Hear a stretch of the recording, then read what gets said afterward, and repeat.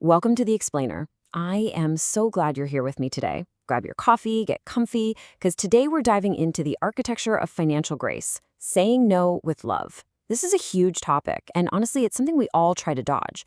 But right here, right now, we are creating a safe, totally judgment-free zone to talk about money, family, and boundaries. Okay, let's dive into this.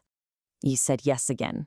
You knew you couldn't afford it, but the guilt of saying no felt worse than the cost of saying yes. If you are feeling a literal tightness in your chest right now just hearing that, I see you. And now you're doing financial catch-up. Again.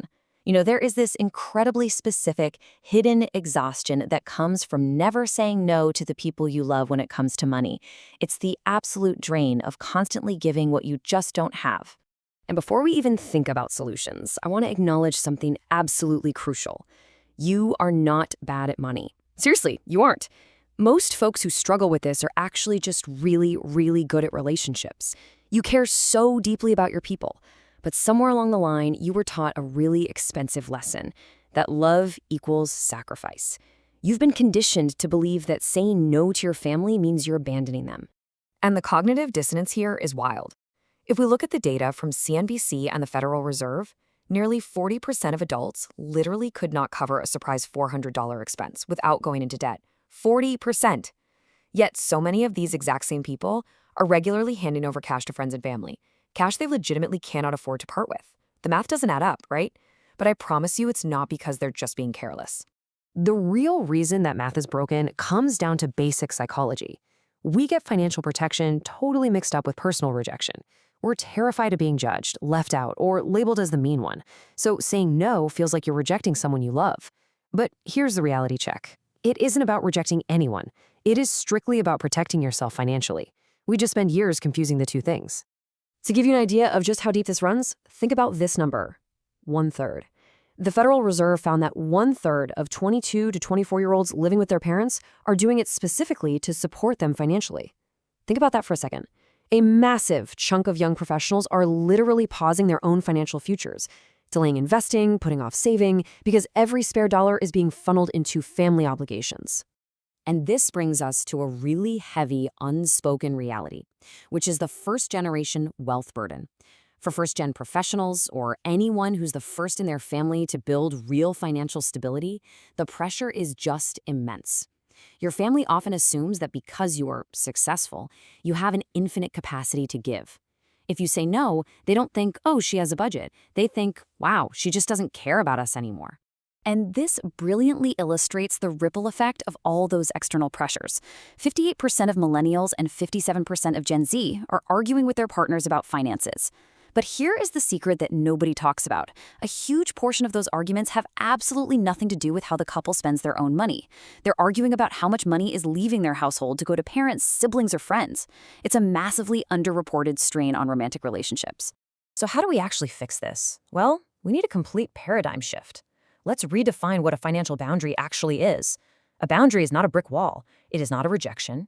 And it is certainly not a declaration that you don't care. It's actually just a decision. It's a decision about what you can and cannot do with your money, communicated clearly and without apology.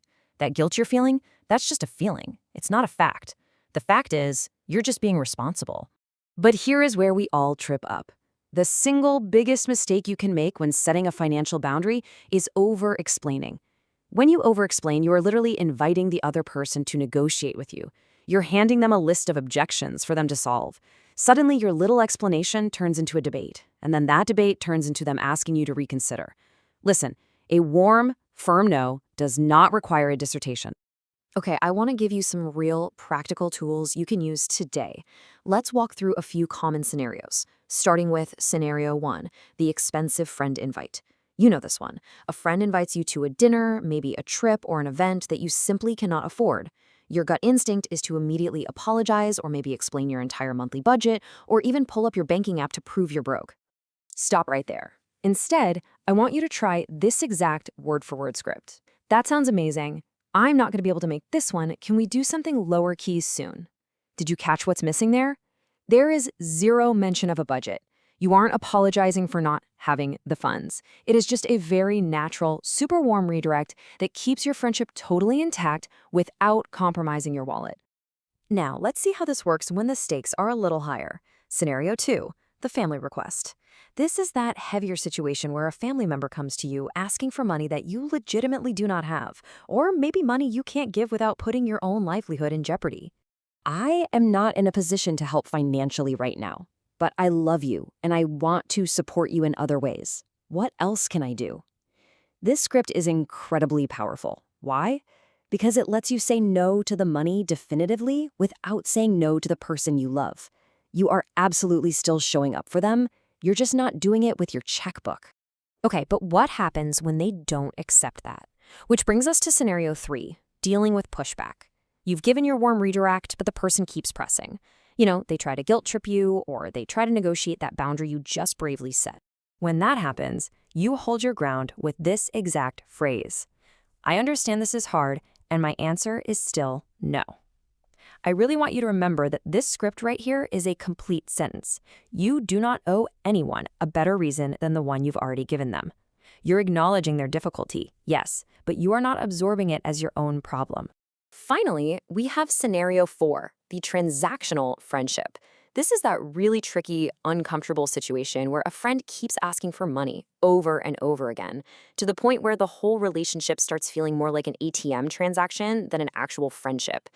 This one requires a bit of a harder truth. I care about our friendship and I want to be honest. I am not comfortable mixing money and friendship. I hope you understand. Yes, I know this is a much harder script to deliver, but it's highly honest. And at the end of the day, honesty is literally the only thing that actually protects a relationship long term. So the crucial point in all of this goes back to that old saying, you cannot pour from an empty cup. We hear it all the time, so much that it almost sounds cliche.